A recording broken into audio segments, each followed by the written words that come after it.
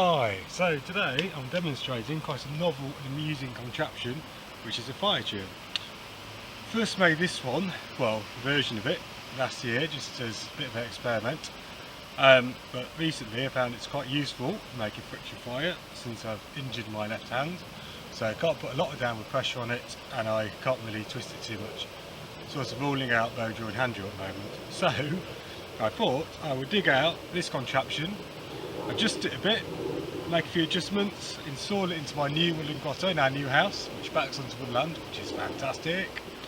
I'm very happy. So this is based on fire churn contraptions which were used in the Highlands of Scotland for force fire, also called need fire Egging, which were used to ritually welcome in fire in times of distress, such as disease, or ceremonies such as Beltaine or Samhain, and it was seen as a ritual way to produce fire. They're also used in by the Slavs for what they called sacred live fire. So contraptions they used up until about the mid 1800s, and certain people have recreated them, were about at least 6 foot tall. This is a mini version, so doesn't quite work as well probably as the bigger versions, because you've got to create downward pressure by adding weight to it. The full size versions, because of the size and the size of the spindles, which are huge big logs, that would produce enough downward friction in themselves. So what have we got?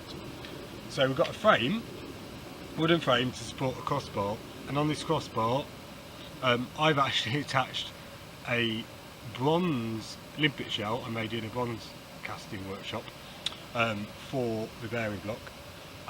So this needs to easily ride up and down, so it can move down with a downward pressure. Put the half board in the bottom.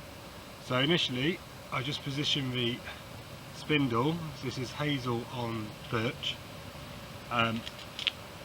so try and get it as straight as possible. I then got just a bit of string just to anchor it in place. I then add weight, and for this I'm using rocks to add the weight. So just add one at a time.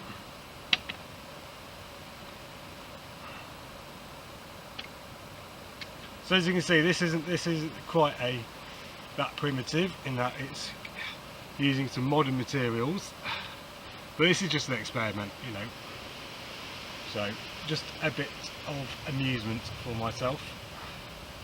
So that's the setup. So the box is providing the weight to provide the downward pressure onto the spindle. Now then wrap a bit of rope around it. This is just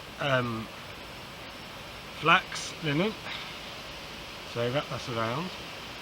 So the way I operated this is a bit like the Vedic Fire Churning, which is used in India to welcome in and invoke Lord Agni, god of fire. So now I just pull alternatively on each length of string, keeping it as tight as possible. So let's see if this works first time or I need to make a few adjustments.